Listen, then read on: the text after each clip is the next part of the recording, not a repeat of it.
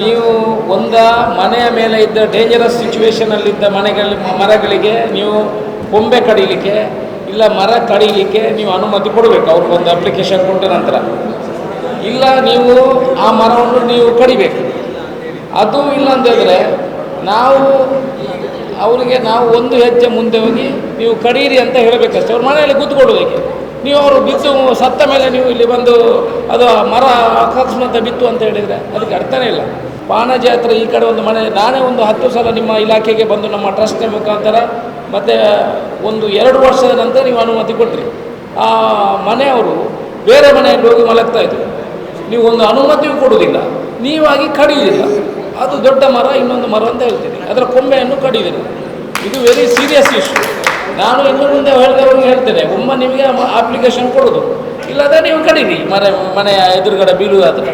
ಮತ್ತೆ ಎಂತ ಮಾಡೋದು? ನೀವು ಕಡಿಯೋದಿಲ್ಲ, ಅವರನ್ನು ಕಡಿಲಿಕ್ಕೆ ಬಿಡುವುದಿಲ್ಲ ಅಂದರೆ ಅವ್ರೇನು ಮಾಡಲಿಕ್ಕೆ ಆಗ್ತದೆ? ಅಂಥ ವಿಚಾರಗಳು ಬಂದರೆ ನಿಮ್ಮ ಇಲಾಖೆಯವರು ನಿಮ್ಮನ್ನು ಮತ್ತೆ ನಾನು ಸೀರಿಯಸ್ ಆಗಿ ತಗೊಳ್ಬೇಕಾಗ್ತದೆ. ಸರ್, ಕಳೆದ ಸಲ ಕೊಪ್ಪಳದಲ್ಲಿ ಮನೆಯ ಮೇಲೆ ಮರ ಬಿತ್ತು. ಯಾರು ನಿಮಗೆ ಎಷ್ಟು ಸಲ ನಾವು ಅರ್ಜಿ ಕೊಟ್ಟಿದ್ದೆವು, ನೀವು ತೆಗೆದರ ಪಾಪದವರು ಆ ಮನೆ ಹೋಯ್ತಲ್ಲ.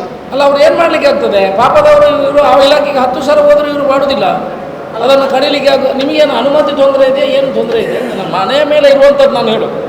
ಅವರು ಅರ್ಜಿ ಕೊಟ್ಟ ಕೂಡಲೇ ಒಂದು ಕೊಂಬೆ ಕಡಿಯಿದ್ರೆ ಕೊಂಬೆ, ಇಲ್ಲಾಂತಾದರೆ ಅವ್ರ ಹತ್ರ ಕಡಿಯುವ ಅನುಮತಿ ಆದರೂ ಕೊಡಿ. ನಿಮ್ಮ ಹತ್ರ ಅದಕ್ಕೆ ಕಡಿಸಲಿಕ್ಕೆ ವ್ಯವಸ್ಥೆಗಳಿಲ್ಲದೆ ಬಡವರನ್ನು ಕುಣಿಸುವಂಥ ಕೆಲಸ ದಯಮಾಡಿ ಮಾಡಬೇಡಿ. ನಮ್ಮ ಗಮನಕ್ಕೆ ಬಂದರೆ ಖಂಡಿತ ಸುಮ್ಮನೆ ಇರೋಣ ನಾವು. ಅಂಥ ವಿಚಾರಗಳು ಬಂದಲ್ಲಿ ಯಾವುದೇ ಅಧಿಕಾರಿಗಳು ನಿರ್ಲಕ್ಷ್ಯ ಮಾಡಿದರೆ ಖಂಡಿತ ಬಡವರ ಜೀವದಲ್ಲಿ ಆಟ ಆಡಲಿಕ್ಕೆ ಹೋದರೆ ಖಂಡಿತ ಬಿಡುವ ಪ್ರಶ್ನೆಗಳೇ ಇಲ್ಲ.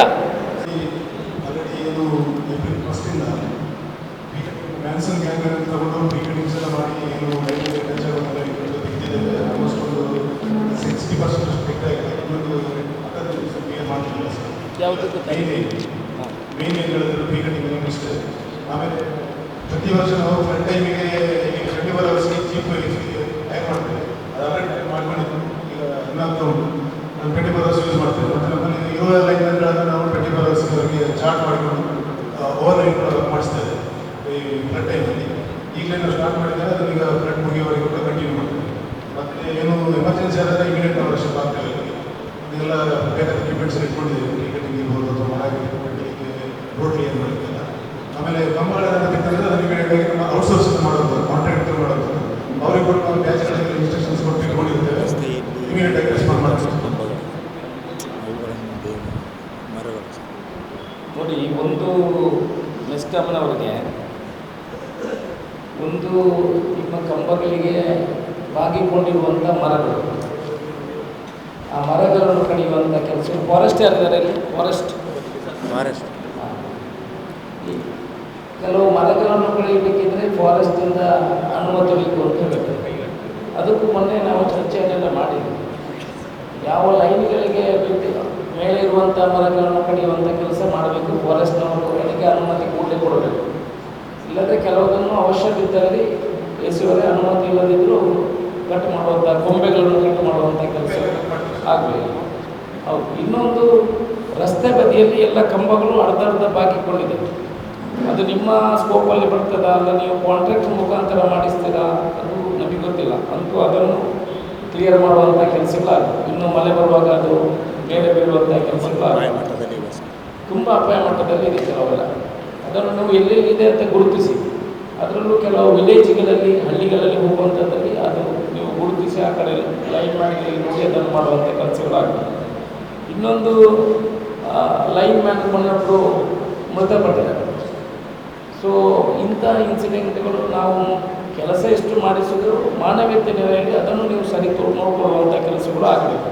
ಅದಕ್ಕೆ ಅವರಿಗೆ ಸರಿಯಾದ ಡೈರೆಕ್ಷನ್ ಇಲ್ವ, ಟ್ರೈನಿಂಗ್ ಇಲ್ವ, ಒಂದು ಪವರ್ ಇರುವ ಲೈನಲ್ಲಿ ಹೇಗೆ ಹೋಗಿ ಹತ್ಕೊಂಡ ನಂತರ ಮತ್ತೆ ಏನಾದರೂ ಆಕ್ಸಿಡೆಂಟ್ ಆದರೆ ಮೊನ್ನೆ ಸತ್ತವರಿಗೆ ಅದು ಮದುವೆಗೆ ಆಗ್ತಿಲ್ಲ, 1 ವರ್ಷನೇ ಏನಾಗಿದ್ದಿಲ್ಲ, 6 ಮಂತ್ಸ್. ಸೊ ಇಂಥ ಇನ್ಸಿಡೆಂಟ್ಗಳೆಲ್ಲ ಆಗಲಿಕ್ಕೆ ಅವರು ಸ್ವಯಂ ಪ್ರೇರಣೆಯಲ್ಲಿ ಹೋಗಿ ಹತ್ತುವಂಥದ್ದು ಇಲ್ಲ. ಅದು ನಿಮ್ಮ ಲಿಸ್ಟಿಗೆ ನಾನು ಮಾಡೋದು ಸರ್ ರಿಪೋರ್ಟ್ ಕೊಡಿ ಅಂತ ಹೇಳಿದ್ದೀನಿ ನಿಮ್ಮ ಇಲಾಖೆಗೆ. ಯಾರೂ ರಿಪೋರ್ಟ್ ಇಲ್ಲ. ಅವನೇನೋ ದೂರದವನು ಸತ್ತದ್ರಿಂದ ಏನಾಯಿತು, ಇಲ್ಲಿ ಲೋಕಲ್ ನೋಡ್ಲಿಕ್ಕೆ ಬಿಡ್ತಾರೆ. ಅವನಿಗೇನು ಪರಿಹಾರ ಸಿಗ್ತಾ, ಅವನಿಗೇನಾದರೂ ವ್ಯವಸ್ಥೆಗಳಾಗಿದೆಯಾ, ಅವನು ಯಾವ ರೀಸನಿಂದ ಸತ್ತಿದ್ದಾರೆ ಏನಿಲ್ಲ. ಅಲ್ಲ ಯಾರಾದರೂ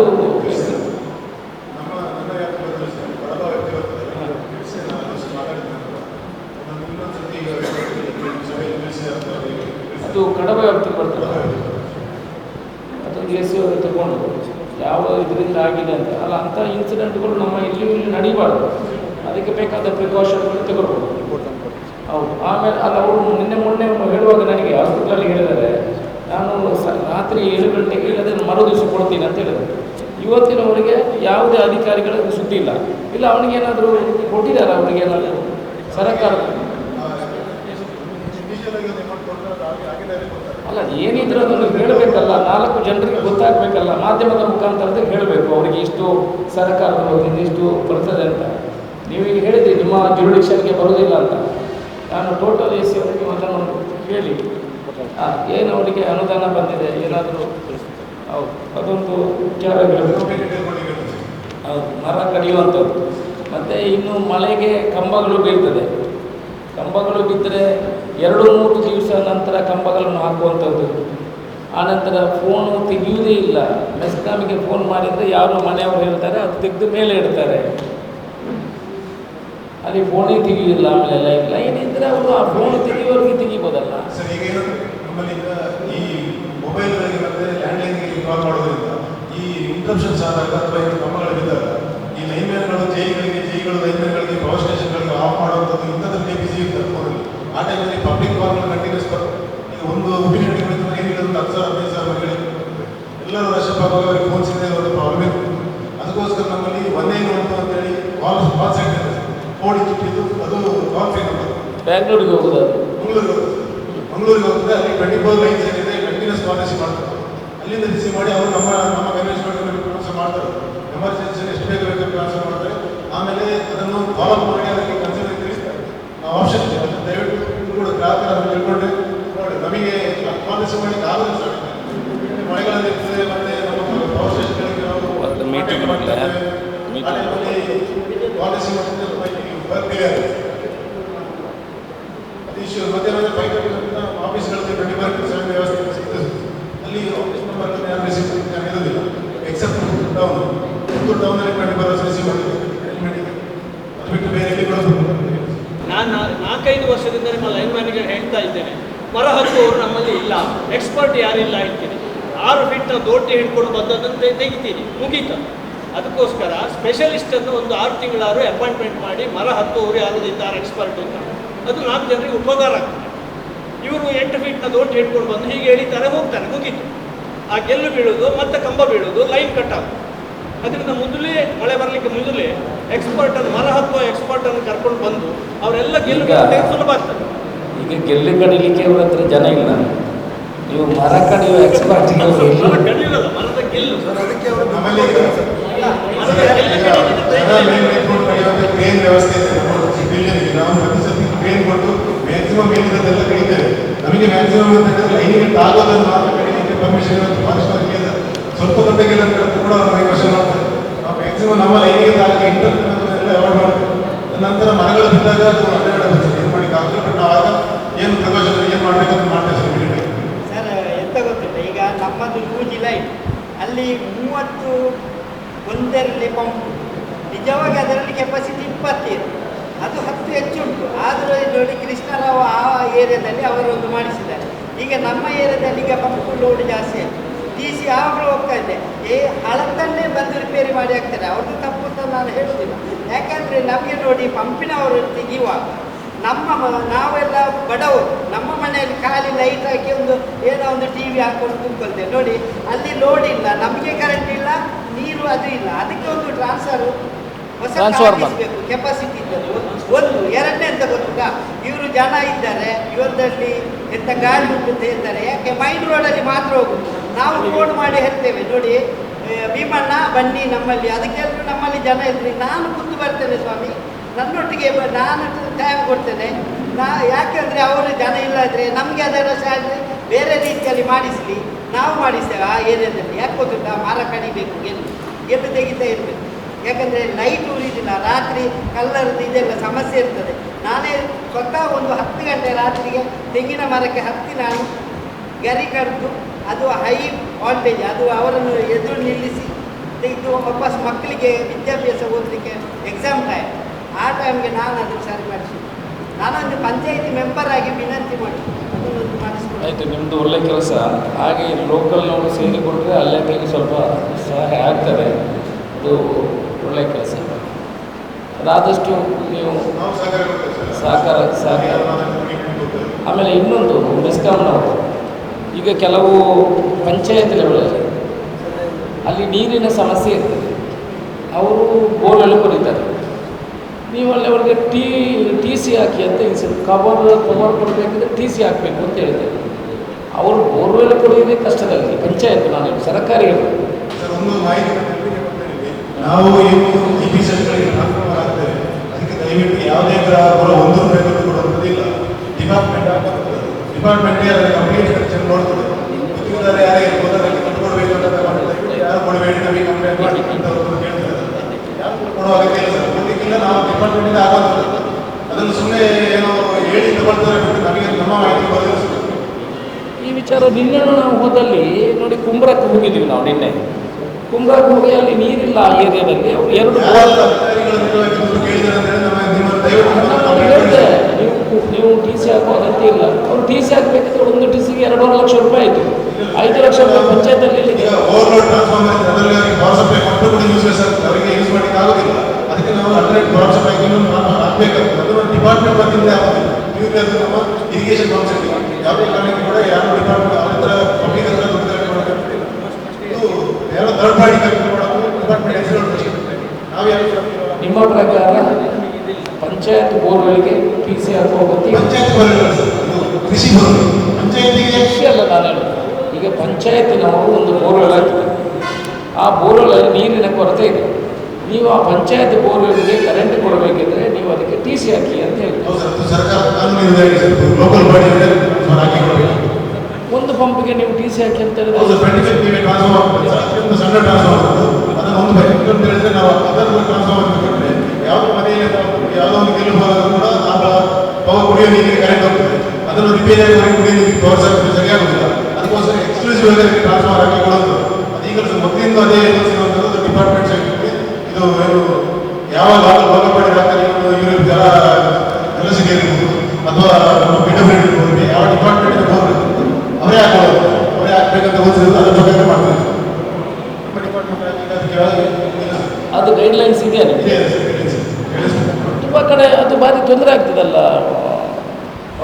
ಸರ್ಕಾರ ಚೇಂಜ್ ಮಾಡಿದ್ರೆ ಅಲ್ಲ, ನೀವು ಬರೀರಿ ಅದಕ್ಕೆ. ಯಾಕಂತ ಹೇಳಿದ್ರೆ ನೀವು ಒಂದು ಪಂಚಾಯತಲ್ಲಿ 7 ರಿಂದ 8, 9 ಬೋರ್ವೆಲ್ ಇದೆ. ಅಲ್ಲಿ ಬರುವುದವರಿಗೆ ಅನುದಾನ 13 ಲಕ್ಷ ತಿಂಗಳಿಗೆ, ವರ್ಷಕ್ಕೆ. ಆ ಅನುದಾನ 13 ಲಕ್ಷ ರೂಪಾಯಲ್ಲಿ ನಿಮ್ದು 5 ಟಿ ಸಿ 3 ಟಿ ಸಿ ಅನ್ನಾಗ ಮತ್ತೆ ಏನು ಉಳಿತದೆ ಅವರಿಗೆ? ಕರೆಂಟ್ ಬಿಲ್ ಕಟ್ಟಲಿಕ್ಕೆ ದುಡ್ಡು ಉಳಿದಿಲ್ಲ ಅಲ್ಲಿ.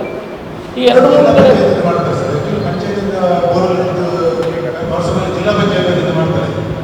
ಅಲ್ಲ ಮಾಡ್ತಾರೆ. ಈಗ ಎಲ್ಲ ಕಡೆ ಬೋರ್ವೆಲ್ ಕೊಡ್ತಿದ್ದಾರೆ, ನೀರಿನ ಕನೆಕ್ಷನ್ ಕೊಡಲಿಕ್ಕೆ ಅವರಿಗೆ ದುಡ್ಡಿಲ್ಲ. ಈ ಜಿಲ್ಲಾ ಪಂಚಾಯತ್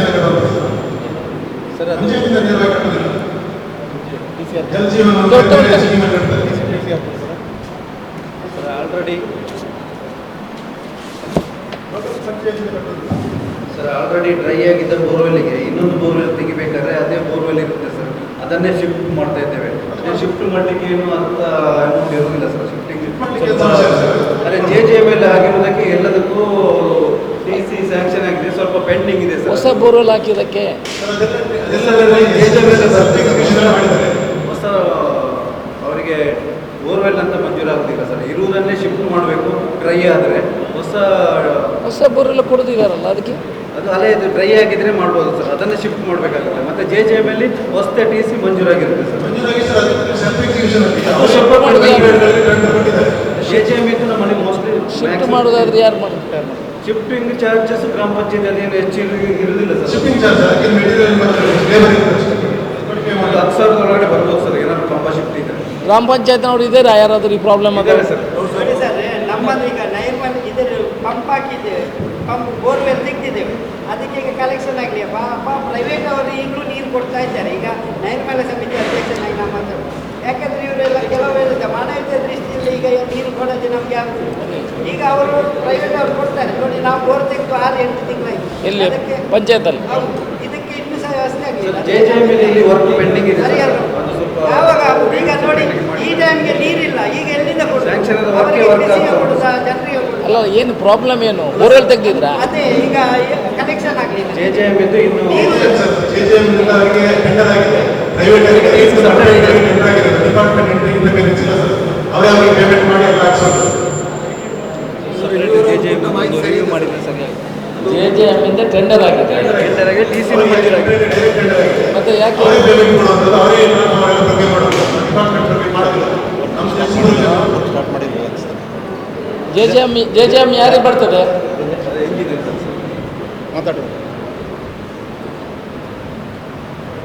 ನಾವು ಪಂಚಾಯತಿಯಲ್ಲಿ ಕೆಲವು ಬೋರ್ ಡ್ರೈ ಆದರೆ ಅಂತ ಬೋರ್ಗಳಲ್ಲಿ ಟಿ ಸಿ ಪ್ರಾಬ್ಲಮ್ ಆಗ್ತದೆ ಸರ್. JJMಲ್ಲಿ ಟಿ ಸಿ ಪ್ರಾಬ್ಲಮ್ ಆಗ್ತದೆ. ನಾವು ಯಾಕಂದ್ರೆ ಅದರಲ್ಲಿ ಅಮೌಂಟ್ ಇಟ್ಟಿರ್ತೀವಿ. ಈಗ ಫಾರ್ ಎಕ್ಸಾಂಪಲ್ ಪಂಚಾಯತಿಯಲ್ಲಿ ಯಾವುದಾದ್ರು ಬೋರ್ ಡ್ರೈ ಆಗ್ತದೆ, ಆ ಬೋರಿಗೆ ಫಾರ್ ಎಕ್ಸಾಂಪಲ್ ಇಲ್ಲಿ ಬೋರಲ್ಲಿ ಇದ್ದರೆ ಡ್ರೈ ಆದ ಬೋರನ್ನು ನಾವು ನೆಕ್ಸ್ಟ್ ಜಿಯೋಲಜಿಸ್ಟ್ ಪಾಯಿಂಟ್ ಕೊಡುವಾಗ ಒಂದು 500 ಮೀಟರಿಂದ ಆಚೆ ಬರ್ತದೆ. ಅಲ್ಲಿ ಇವರದ್ದು ಟಿ ಸಿ ಇರುವುದಿಲ್ಲ. ಅವಾಗ ಹೊಸ ಟಿ ಸಿ ಇರ್ತದೆ. ಆ ಏರಿಯಾದಲ್ಲಿ ಟಿ ಸಿ ಇರೋದು ಹೊಸ ಟಿ ಸಿ ಆದರೆ ಹೊಸ ಟಿ ಸಿ ಆದರೂ ಪುನಃ ಕಮ್ಮ ಆಗಬೇಕು. ಅಂದರೆ ಅವ್ರ ಲೈನ್ ಇರ್ತದೆ ಸರ್. ಯಾರು ಆಗ್ತಾರೆ ಅಂತ ನಾನು ಕೇಳಿ. ಅದು ನಮ್ಮ ಪಂಚಾಯತಿ ಹೊರಗೆ ಹೆಚ್ಚುವರಿ ಈಗ ಬೋರ್ಡ್ ಡ್ರೈ ಆಗುತ್ತೆ. ನೆಕ್ಸ್ಟ್ ಜಿಯೋಲಜಿಸ್ಟ್ ಹೊಸ ಪಾಯಿಂಟ್ ಕೊಡುವಾಗ ಬೇರೆ ಅಲ್ಲಿ ನಾವು ಬೋರ್ಡ್ ಡ್ರಿಲ್ ಮಾಡ್ತೀವಿ.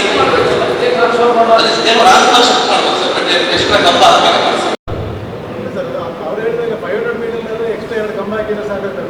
12,000 ಅಷ್ಟೇ ಬರುತ್ತೆ. ಸುಮಾರು ದೂರಕ್ಕೆ ಒಂದು ಅರ್ಧ ಕಿಲೋಮೀಟರ್ ಅಷ್ಟು ಅವರು ಇಟ್ಕೊಂಡ್ರೆ ಅಲ್ಲ ನೋಡಿ, ಇಂಥ ಪ್ರಾಬ್ಲಮ್ಗಳು ತುಂಬ ಬಂದಿದೆ.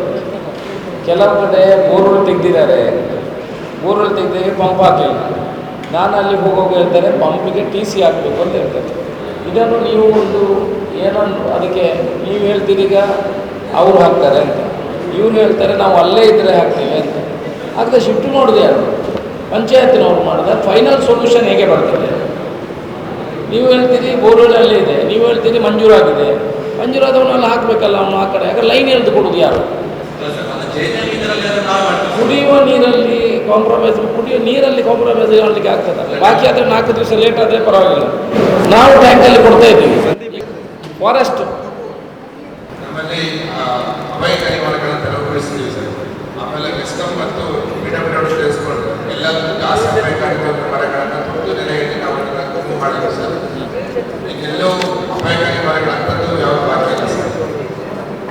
ಅದಾದ್ಮೇಲೆ ನಮ್ಮಲ್ಲಿ ಅದಕ್ಕೆ ಮರ ತೆಗಿಲಿಕ್ಕೆ ಅಂತ ಯಾರು ನಾವು ಕೆಲಸವನ್ನು ಇಟ್ಕೊಳ್ಳಲ್ಲ. ನಮ್ಮಲ್ಲಿ ಯಾರು ಕೆಲಸ ಮಾಡಲಿಕ್ಕೆ ಬರ್ತಾರೆ ಅವರನ್ನು ಇಟ್ಕೊಂಡು ನಾವು ಕೆಲಸ ಮಾಡಿಸ್ತೀವಿ ಸರ್. ಫಾರೆಸ್ಟು ಸರ್, ಇವರು ಮರ ಈಗ ಎಲ್ಲ ಬಗ್ಗಿದೆ. ಮರ ಈಗ ತೆಗೆಯದಿದ್ರೆ ಎಲ್ಲಿಗೆ ಬಂದಿದೆ? ಅಲ್ಲಿ ಅರ್ಧದಲ್ಲೆಲ್ಲ ತೆಗೆದಿದ್ದಾರೆ. ಆ ಮಠದಲ್ಲಿ ರೋಡಿಗೆ ಅಲ್ಲ ಮೆಸ್ಕಾಂ ಮೇಲೆನಾ? ಎಲ್ಲಿ ರೋಡಿಗೆ ಬಗ್ಗಿದ್ದಾರೆ. ಟ್ರಾನ್ಸ್ಫಾರ್ಮರ್ ವೈರ ಮೇಲೆ ಇದೆ ಸ್ವಲ್ಪ. ಈಗ ಅದು ಕೂಡ ಮಧ್ಯದಲ್ಲೆಲ್ಲ ನಡುತೊಪ್ಪುಗಳನ್ನು ಕಟ್ ಮಾಡಿದ್ದಾರೆ. ಸೈಡಲ್ಲಿ ಹಾಗೇನೆ ನೀವು ಬಿಟ್ಟಿದ್ದೀರಿ. ನಾನು ಮೆಸ್ಕಾಂನವರಿಗೆ ಕೂಡ ಫೋನ್ ಮಾಡಿ ಹೇಳಿದ್ದೇನೆ, ಎಲ್ಲಿಯಾದರೂ ಮರಗಳು ಬಿದ್ದರೆ 1-2-3 ಟಿ ಸಿಗಳು ಹೋಗ್ತದೆ, 1-8 ಕಂಬಗಳು ಕೂಡ ಹೋಗ್ತದೆ. ಅಲ್ಲ, ಅದು ಮೆಸ್ಕಾಂನವರು ಸರ್, ಮತ್ತೆ ಇವರದು ಮತ್ತೆ ಮೆಸ್ಕಾಂನವರೊಂದು ಸಮಸ್ಯೆ ಏನಂದ್ರೆ, ಇವರು ಹೇಳ್ತಾರೆ ನಾವು ಮರ ಕಡಿಲಿಕ್ಕೆ ಆರ್ಡರ್ ಕೊಡ್ತೇವೆ ಅಂತ. ಮೆಸ್ಕಾಂನವ್ರು ಹೇಳ್ತೇವೆ ನಾವು ಕಡಿಲಿಕ್ಕೆ ನಾವು ವೈರೆಲ್ಲ ತೆಗೆದುಕೊಡ್ತೇವೆ ಅಂತ. ಇದಕ್ಕೆ ದುಡ್ಡು ಹಾಕುವವರು ಯಾರು ಅಂತ ಕೇಳಿದ್ರೆ ಯಾರು ಇಲ್ಲ ಅಂತ ಹೇಳ್ತಾರೆ. ಮೆಸ್ಕಾಂ ಮತ್ತು ಅರಣ್ಯ ಇಲಾಖೆಯವರ ಹೊಂದಾಣಿಕೆ ಕೊರತೆ ಈಗಲ್ಲ 3 ವರ್ಷ ಆಯ್ತು. ಮೆಸ್ಕಾಂ ಮತ್ತು ಅರಣ್ಯ ಇಲಾಖೆ ನಡುವೆ ಯಾವಾಗಲೂ ಒಂದು ಹೊಂದಾಣಿಕೆ ಕೊರತೆ ಇದೆ. ಇವರು ಹೇಳುವಾಗ ಅವರನ್ನು ತೋರಿಸಿದ್ರು, ಅವರನ್ನು ಇವರು ಹೇಳಿದಾಗ ಎಲೆಕ್ಟ್ರಿಕ್ ಲೈನ್ ಮೇಲೆ ಅದಂತೆ ಸ್ವಲ್ಪ ಅಪಾಯಕಾರಿ. ಸೊ ನಮ್ಮಲ್ಲೂ ಯಾವ ಉಪಲಬ್ಧ ಮಾಡ್ತೀವಿ ಅವರು ಸಿಗ ಈಗೇನಾಗಿದೆ ಗ್ರೇಟ್ ಬಂದಿಸ್ತಾ ಇದ್ದಾರೆ ಮೆಸ್ಕಾಂ ಅವರು. ಸೊ ಅದನ್ನು ಯೂಸ್ ಮಾಡಿ ನಾವು ಆಲ್ಮೋಸ್ಟ್ ಎಲ್ಲ ಕಡೆ ಮೂವ್ ಮಾಡ್ತೇವೆ ಸರ್. ಆಮೇಲೆ ಈಗ ನಡ್ಕೊಂಡು ಸರ್ ಆ್ಯಕ್ಚುಲಿ ನಾವು ಮರ ಕಡಿತಾ ಇದ್ದೀವಿ ಸರ್. ಅದು ಲೈನ್ ದೂರಕ್ಕೆ ಲೈನ್ ಬಿಚ್ಚ ಕಾರಣಕ್ಕೆ ಬಾಕಿ ಲೈನ್ ಬಿಚ್ಚಿದಾಗ ಮರ ಕಡಿತೀವಿ ಸರಿ, ಅದು ಅವ್ರ ಹತ್ರ ಇದಿದೆ ಅಂತ ಹೇಳಿದ್ರಲ್ಲ, ಏನಿದು ಲ್ಯಾಡರ್ ಇದೆ ಅಂತ ಹೇಳಿದ್ರೆ ಅಂತ ಇಲ್ಲ ಈಗ ಮಾಡ್ತೇವೆ. ಅಲೆ ನೋಡಿ ಟೈಮ್ ಇಲ್ಲ. ಅಲ್ಲ, ಸರ್ ದಯವಿಟ್ಟು ಇವರು ನೇರವಾಗಿ ಬರಬೇಕು. ಇವರು ಸಿಬ್ಬಂದಿಯನ್ನು ಕಳಿಸ್ತಾರೆ. ಅವರು ಬಂದರು. ಯಾಕೆಂದರೆ ನಮ್ಮ ಡಿಸ್ಟ್ರಿಕ್ಟ್ ದುರ್ಗಗಿರಿ ಏರಿಯಾದಲ್ಲಿ ಈಗಲೂ ಭಾಗಿ ಇರ್ತದೆ. ನಾವು ಮತ್ತೆ ರಾತ್ರಿ ಹೋಗಿ ನೆರೆಗವರು ಹೋಗಿ ಪಾದಯಾತ್ರೆ ಮಾಡೋದು. ಈಗ ಅಲ್ಲಿ ಅಂಗನವಾಡಿ ಶಾಲೆ ಹತ್ತಿರ ಒಂದು ಲೈನ್ ಟಚ್ ಆಗಿದ್ದು ಅದು ಫಾರೆಸ್ಟ್, ಅದನ್ನು ನಮಗೆ ಮುಟ್ಲಿಕ್ಕೆ ಆಗುದಿಲ್ಲ. ಹಾಗೆ ಈಗ ಸಮಸ್ಯೆ ಆಗಿದೆ. ಇವರು ನೇರವಾಗಿ ಅರ್ಜಿ ಕೊಟ್ಟು ನಾವು ರಿಮೂವ್ ಮಾಡ್ಬೋದು ಸರ್. ಮನೆಗೆ ಅಂತ ಮೇಲೆ ಬಿದ್ದದ್ದು ಹೇಳೋದು ನೀವು? ಹೌದು, ಮನೆ ಹತ್ತಿರ ಇದ್ದದ್ದ? ಅಂಗನವಾಡಿ ಹತ್ತಿರ? ಹೌದು. ಅಂಗನವಾಡಿ ಹತ್ತಿರದ ಮನೆ ಮೇಲೆ ಇದ್ದದನ್ನು ನೀವು ತೆರವು ಮಾಡಬೇಕು. ಅವರು ಅಪ್ಲಿಕೇಶನ್ ಕೊಡಲಿಕ್ಕೆ ಬರುವಾಗ ನೀವು ಅದು ಫಾರೆಸ್ಟ್ ಮುಟ್ಟಬಾರ್ದು, ಅದ ಗೆಲ್ಲು ತೆಗೀರಿ, ನೀವು ಕಡೀರಿ. ಹಾಗೆ ಇದ್ರೆ ಸರ್ ಇವರು ಅರ್ಜಿ ಮನೆಗೆ ಡೇಂಜರ್ ಇದ್ರೆ ಕಡೀರಿ. ಸರ್ ಇವರು ಅರ್ಜಿ ಕೊಡ್ಲಿಕ್ಕೆ ಹೇಳಿದ್ರು ಸರ್. ಇವರು ಅರ್ಜಿ ಕೊಟ್ಟು ಇವರು ಹೇಳುದು ಅದು ಫಾರೆಸ್ಟ್ ಬಂದದಕ್ಕೆ ಸೈನ್ ಆಗಿ ಇವರು ರೇಂಜರ್ ಬಂದು ನೋಡಬೇಕು, ನೋಡಿದ ಮೇಲೆ ಸೈನ್ ಆಗಬೇಕು. ಆವಾಗ ಅರ್ಧ ಮಳೆಗಾಲ ಮುಗಿದೋಗುತ್ತದೆ. ಅದು ಅವರು ಮನೆಯಲ್ಲಿ ನೋಡಿ, ಮೊನ್ನೆನೂ ಈ ವಿಚಾರ DC ಅವರು ನಿಮ್ಮ DF ನೀವು ಮಂಗಳೂರಲ್ಲಿ ಇದ್ದೀರ ಮೊನ್ನೆ ಮೀಟಿಂಗಲ್ಲಿ. ನಾನು ಮೊನ್ನೆ ಇದರ ಬಗ್ಗೆ ಚರ್ಚೆ ಮಾಡಿ ನಾನು ಹೇಳಿದ್ದೇನೆ, ನೀವು ಮನೆಯ ಮೇಲೆ ಇದ್ದ ಡೇಂಜರಸ್ ಸಿಚುವೇಶನಲ್ಲಿದ್ದ ಮರಗಳಿಗೆ ನೀವು ಕೊಂಬೆ ಕಡಿಲಿಕ್ಕೆ ಇಲ್ಲ ಮರ ಕಡಿಲಿಕ್ಕೆ ನೀವು ಅನುಮತಿ ಕೊಡಬೇಕು. ಅವ್ರಿಗೆ ಒಂದು ಅಪ್ಲಿಕೇಶನ್ ಕೊಟ್ಟ ನಂತರ, ಇಲ್ಲ ನೀವು ಆ ಮರವನ್ನು ನೀವು ಕಡಿಬೇಕು. ಅದು ಇಲ್ಲ ಅಂತಂದರೆ ನಾವು ಒಂದು ಹೆಜ್ಜೆ ಮುಂದೆ ಹೋಗಿ ನೀವು ಕಡೀರಿ ಅಂತ ಹೇಳಬೇಕಷ್ಟೇ. ಅವ್ರ ಮನೆಯಲ್ಲಿ ಕೂತ್ಕೊಳ್ಳೋದಕ್ಕೆ ನೀವು ಅವರು ಬಿತ್ತು ಸತ್ತ ಮೇಲೆ ನೀವು ಇಲ್ಲಿ ಬಂದು ಅದು ಮರ ಅಕಸ್ಮಾತ್ ಬಿತ್ತು ಅಂತ ಹೇಳಿದರೆ ಅದಕ್ಕೆ ಅರ್ಥನೇ ಇಲ್ಲ. ಇದು ತುಂಬ ಕಡೆ ಆಗಿದೆ. ಇದು ನನ್ನ ಸ್ವಂತ ಅನುಭವದಲ್ಲಿ ಈ ನಮ್ಮ ಪಾನಜಾತ್ರೆ ಈ ಕಡೆ ಒಂದು ಮನೆ, ನಾನೇ ಒಂದು 10 ಸಲ ನಿಮ್ಮ ಇಲಾಖೆಗೆ ಬಂದು ನಮ್ಮ ಟ್ರಸ್ಟ್ನ ಮುಖಾಂತರ ಮತ್ತು 1-2 ವರ್ಷದ ನಂತರ ನೀವು ಅನುಮತಿ ಕೊಟ್ಟರಿ. ಆ ಮನೆಯವರು ಬೇರೆ ಮನೆಯಲ್ಲಿ ಹೋಗಿ ಮಲಗ್ತಾಯಿದ್ರು. ನೀವು ಒಂದು ಅನುಮತಿಯೂ ಕೊಡುವುದಿಲ್ಲ, ನೀವಾಗಿ ಕಡಿಯುವುದಿಲ್ಲ. ಅದು ದೊಡ್ಡ ಮರ, ಇನ್ನೊಂದು ಮರ ಅಂತ ಹೇಳ್ತೀನಿ, ಅದರ ಕೊಂಬೆಯನ್ನು ಕಡಿಯುವುದಿಲ್ಲ. ಇದು ವೆರಿ ಸೀರಿಯಸ್ ಇಶ್ಯೂ. ನಾನು ಇನ್ನು ಮುಂದೆ ಹೇಳಿದವ್ರಿಗೆ ಹೇಳ್ತೇನೆ, ನಿಮಗೆ ಅಪ್ಲಿಕೇಶನ್ ಕೊಡೋದು, ಇಲ್ಲದೆ ನೀವು ಕಡೀರಿ. ಮನೆಯ ಎದುರುಗಡೆ ಬೀಳುವುದಾದ್ರೆ ಮತ್ತೆ ಎಂತ ಮಾಡೋದು? ನೀವು ಕಡಿಯೋದಿಲ್ಲ, ಅವರನ್ನು ಕಡಿಲಿಕ್ಕೆ ಬಿಡುವುದಿಲ್ಲ, ಆದರೆ ಅವ್ರೇನು ಮಾಡಲಿಕ್ಕೆ ಆಗ್ತದೆ? ಅಂಥ ವಿಚಾರಗಳು ಬಂದರೆ ನಿಮ್ಮ ಇಲಾಖೆಯವರು ನಿಮ್ಮನ್ನು ಮತ್ತೆ ನಾನು ಸೀರಿಯಸ್ ಆಗಿ ತಗೊಳ್ಬೇಕಾಗ್ತದೆ. ಸರ್ ಕಳೆದ ಸಲ ಕೊಪ್ಪಳದಲ್ಲಿ ಮನೆಯ ಮೇಲೆ ಮರ ಬಿತ್ತು. ಯಾರು ನಿಮಗೆ ಎಷ್ಟು ಸಲ ನಾವು ಅರ್ಜಿ ಕೊಟ್ಟಿದ್ದೆವು, ನೀವು ತೆಗೆದ್ರ? ಪಾಪದವರು ಆ ಮನೆ ಹೋಯ್ತಲ್ಲ. ಅಲ್ಲ, ಅವ್ರು ಏನು ಮಾಡಲಿಕ್ಕೆ ಆಗ್ತದೆ? ಪಾಪದವರು ಇವರು ಆ ಇಲಾಖೆಗೆ 10 ಸಲ ಹೋದರೂ ಇವರು ಮಾಡುವುದಿಲ್ಲ, ಅದನ್ನು ಕಡಿಲಿಕ್ಕೆ ನಿಮಗೇನು ಅನುಮತಿ ತೊಂದರೆ ಇದೆ? ಏನು ತೊಂದರೆ ಇದೆ? ನನ್ನ ಮನೆಯ ಮೇಲೆ ಇರುವಂಥದ್ದು ನಾನು ಹೇಳೋದು. ಬಾಕಿ ಅವನು ಪ್ರೈವೇಟ್ ಇಂಟ್ರೆಸ್ಟಲ್ಲಿ ನಾವು ಹೇಳೋದಿಲ್ಲ. ಮನೆ ಮೇಲೆ ಹೀಗೆ ನೇತಾಡ್ಕೊಂಡಿರೋ ಗೆಲ್ಲುಗಳು ಮರಗಳಿದ್ರೆ ನೀವು ಕಡಿಲಿಕ್ಕೆ ಅನುಮತಿ ಕೊಡಲಿಕ್ಕೆ ಏನು ಅಂತ ಒಂದು ಗೆಲ್ಲು ಕಡಿಲಿಕ್ಕೆ ಕೊಡಿ, ಇಲ್ಲದ್ರೆ ನೀವು ಕಡಿಸಿ, ಇಲ್ಲ ಮರವನ್ನು ನೀವು ತೆಗೆಯುವಂಥ ವ್ಯವಸ್ಥೆಗಳು ಮಾಡಿ. ಮರ ತೆಗೀರಿ ಅಂತ ನಾವು ಹೇಳೋದಿಲ್ಲ. ಆ ಥರ ಇದ್ದರೆ ಅದನ್ನು ಮಾಡುವಂಥ ವ್ಯವಸ್ಥೆ ನೀವು ಮಾಡಬೇಕು. ಅದಕ್ಕೆ ಅಪಾಯಕಾರಿ ಅಂದರೆ ನೋಡಿ, ಬಿದ್ದು ಯಾರಾದರೂ ಸತ್ತರೆ ಸರ್ಕಾರ 2 ಲಕ್ಷ 3 ಲಕ್ಷ ಗೋಚರ ಮಾಡ್ತಾರೆ. ಅದಕ್ಕಿಂತ ನಿಮಗೆ 2000ರಲ್ಲಿ ಮುಗಿತಲ್ಲ ಇದು. ಅಲ್ಲ, ನಂತರ ಆಗಲೇಬಾರ್ದು. 2 ಲಕ್ಷ ವಿಚಾರಗಳಲ್ಲ, ಅಂಥ ವಿಚಾರಗಳು ಬರಬಾರ್ದು.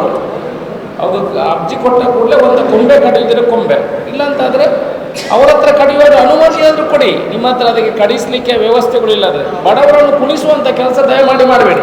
ನಮ್ಮ ಗಮನಕ್ಕೆ ಬಂದರೆ ಖಂಡಿತ ಸುಮ್ಮನೆ ಇರೋಣ ನಾವು. ಅಂಥ ವಿಚಾರಗಳು ಬಂದಲ್ಲಿ ಯಾವುದೇ ಅಧಿಕಾರಿಗಳು ನಿರ್ಲಕ್ಷ್ಯ ಮಾಡಿದರೆ ಖಂಡಿತ ಬಡವರ ಜೀವದಲ್ಲಿ ಆಟ ಆಡಲಿಕ್ಕೆ ಹೋದರೆ ಖಂಡಿತ ಬಿಡುವ ಪ್ರಶ್ನೆಗಳೇ ಇಲ್ಲ.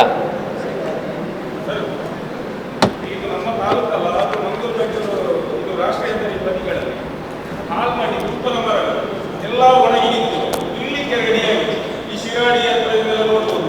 ಈಗ ಸೈಡಲ್ಲಿ ಹಾಳು ಮಾಡಿ ಮರಗಳು ಅದನ್ನು ಕಡಿಯುವುದೇ ಇಲ್ಲ. ಎಷ್ಟೋ ಒಂದು ಕಳೆದ ವರ್ಷದ 1-2 ಜೀವಗಳು ಹೋಗಿದೆ ಹಾಳು ಮಾಡಿ ಮರ ಬಿದ್ದು ಕಾಡಿನ ಮೇಲೆ ಬಿದ್ದು. ಅವು ಇತ್ತೀಚೆಗೆ ಒಂದು ಘಟನೆ ಇದೆ.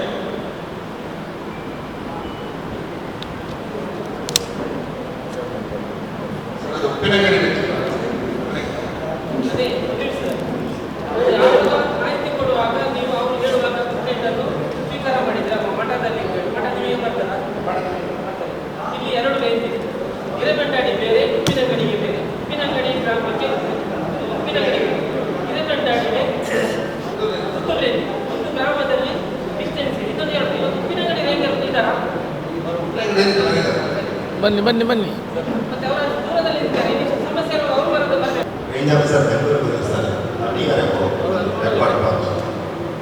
ಅದು ಮರ ಹೇಳಿದ್ರಲ್ಲ, ಯಾವ ಮರ ಅದು? ಈಗ ಇಲ್ಲಿ ಸಮಸ್ಯೆ ಒಂದು ರೋಡಿಗೆ ಬಾಗಿಕೊಂಡಿರುವ ಮರ. ನಿಮ್ಮ ಹೆಸರೇನು ಇವ್ರೆ? ನಿಮ್ಮ ಹೆಸರೇನು? ನೀವೇನಾಗಿ BRF ಎಲ್ಲಿ? ಬ್ಯಾಂಗ್ಳೂರಾ? ಇಲ್ಲಿಗೆ ನೀವು ಮತ್ತೆ ಇನ್ಚಾರ್ಜಾ?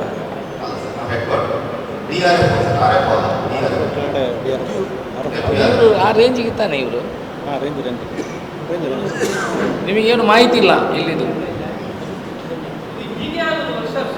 ಬೇರೆ ಯಾರಿದ್ದಾರೆ ಅಲ್ಲಿ? ಅದು ನಿಮ್ಮ ಹೈಯರ್ ಆಫೀಸರ್ ಯಾರು? ಯಾರು ಅವ್ರು ಯಾಕೆ ಬಂದಿಲ್ಲ? ಅಲ್ಲಿ ನೀವು ಎಷ್ಟು ಟೈಮ್ ಆಯ್ತು ಬಂದಲ್ಲಿ?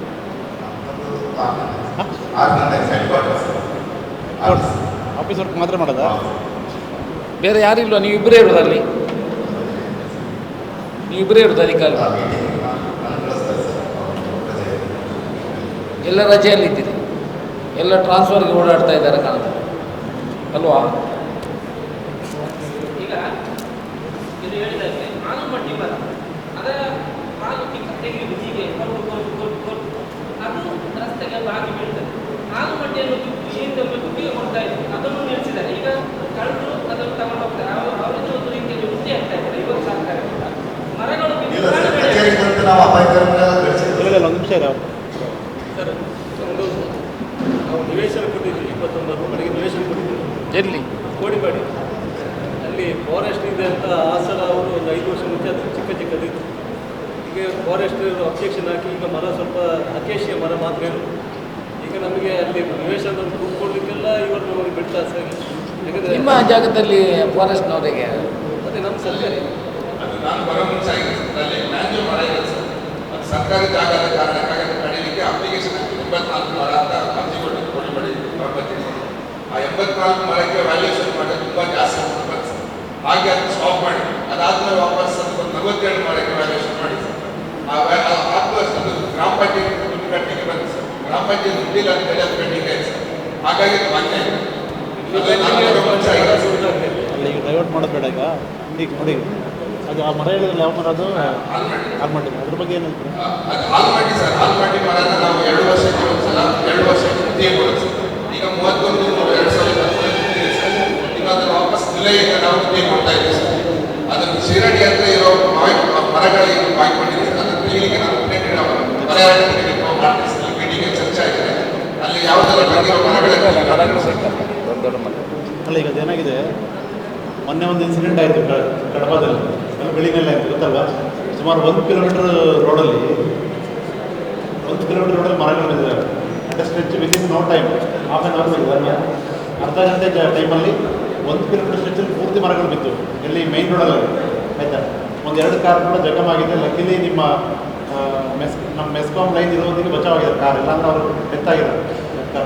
ಆ ಥರ ಮರಗಳಿದ್ರೆ ನೀವು ತೆಗಿಬೇಕಾಗುತ್ತೆ. ರೋಡ್ ಸೈಡಲ್ಲಿ ಆ ಥರ ಬಾಕಿದ್ರೆ ನೀವು ತೆಗಿಬೇಕಾಗುತ್ತೆ. ಯಾಕೆ ನೋಡಿ, ಇವರ ಇದಕ್ಕೆ ಬರ್ತಕ್ಕಂಥದ್ದು ನಿಮ್ಮ ಏರಿಯಾಕ್ಕೆ ಬರೋಂಥದ್ದು. RF ಹೇಳ್ರಿ, ಫೋನ್ ಮಾಡೋಕ್ಕೆ ಹೇಳಿ. ಅದು ಕೋಟಿ ಮಾಡಿದ್ದು ಕೂಡ ಹಾಗೆ. ಅವರ ಪಂಚಾಯತ್ ಜಾಗದಲ್ಲಿ ನೀವು ಮರ ನೆಟ್ಟು ಪುನಃ ನೀವು ಅವರಿಗೆ ಪೆನಾಲ್ಟಿ ಹಾಕೋದಂದ್ರೆ ಇಲ್ಲ ಸರ್. ಅದು ಹಿಂದೆ ಏನಾಗಿದೆ, ಹಿಂದೆ ಅರ್ಜಿ ಕೊಟ್ಟಿದ್ದಾರೆ ಮರ ಕಡಿಲಿಕ್ಕೆ ಪರ್ಮಿಷನ್ಗೆ ಅಂತ ಹೇಳಿ. ಪರ್ಮಿಷನ್ಗೆ ಅರ್ಜಿ ಕೊಟ್ಟಾಗ ಸರ್ ಅದು 84 ಮರ ಗುರುತಿಸಿ ಇಷ್ಟು ಮರ ಇದೆ, ಇಷ್ಟು ದುಡ್ಡು ಕಟ್ಟಲಿಕ್ಕೆ ಅಂತ ಬಂದಿದೆ ಸರ್. ಅಷ್ಟು ದೊಡ್ಡ ಮರ ಇದೆಯಾ? ಅದು ಈಗ 7 ವರ್ಷ ಆಯಿತು. 2014ರಿಂದ ಫೈಲ್ ಇದೆ ಸರ್. 2 ವರ್ಷ ಪೆನಾಲ್ಟಿ ಹಾಕಿದ್ದಾರೆ, ಕಟ್ಟಲಿಕ್ಕೆ ಆಗ್ತದೆ ಸರ್. ನೀವು ಯಾರ್ಯಾರಿಗೆ ಕೊಟ್ಟಿದ್ದಾರೆ? ಇಲ್ಲ ಸರ್, ಅದಕ್ಕೆ ನಾನು ಪರಿಹಾರ ಹೇಳಿದ್ದೆ. ಆಕ್ಚುಲಿ ಏನಂದ್ರೆ ಆ PDO ಅವರನ್ನು ಹೇಳಿ ಯಾವುದರ ಅಪಾಯಕಾರಿ ಅದನ್ನು ಮಾತ್ರ ತೆಗೆದು ಬಾಕಿದನ್ನು ಉಳಿಸಿಕೊಳ್ಳೋದು ಹಾಗೆ ಮಾಡಿ. ಈಗ ಯಾರ್ಯಾರಿಗೆ 5 ಸೆಂಟ್ ನೀವು ಜಾಗ ಕೊಡ್ತೀರಿ, ಮಾರ್ಕ್ ಮಾಡಿ ಕೊಡಿ. ಮನೆ ಕಟ್ಟುವ ಜಾಗದಲ್ಲಿ ಇರುವ ಮರವನ್ನು ಮಾತ್ರ ತೆಗೀರಿ. ಬಾಕಿದನ್ನು ಇದು ಉಳಿದ್ರೆ ಒಂದು ಮರವೂ ಬೇಕಲ್ಲ. ನೀವು ಅಲರ್ಟ್ ಮಾಡಿ ಕೊಡಿ. ನೀವು ಅಲರ್ಟ್ ಮಾಡಿ ಕೊಡುವಂಥ ಕೆಲಸ ಮಾಡಿ. ಮತ್ತೆ ತೆಗಿಲಿಕ್ಕೆ ಅವ್ರ ಮಾತ್ರ ಪ್ರಾಬ್ಲಮ್. ಯಾಕಂದ್ರೆ ಇಲ್ಲ ಸರ್, ಅದಕ್ಕೆ ನಾನು ಹಾಗೆ ಹೇಳಿದ್ದು, PDO ಅವರಿಗೆ ಹಾಗೆ ಹೇಳಿದ್ದು ಸರ್. ಉಪಾಯ ಹೇಳಿದ್ದು sir. AVG English Medium School located in Alappuzha, Krishnanagara, Bannuru, Putturu. Highlights: patriotism-centric education with Bharatiya values. Located in municipality area, a blend of urban and rural atmosphere. Informing the kids' progress to the parents on daily basis.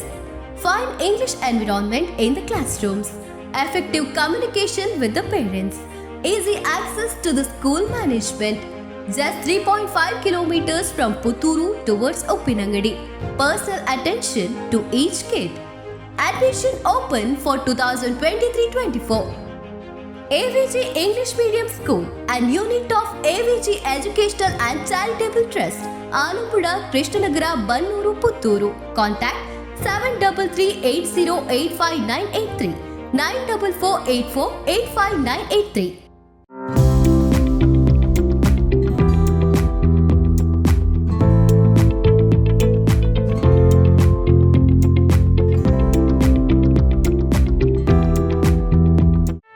ಸುದ್ದಿ channel, ಕ್ಷಣ ಕ್ಷಣದ ಸುದ್ದಿಗಾಗಿ.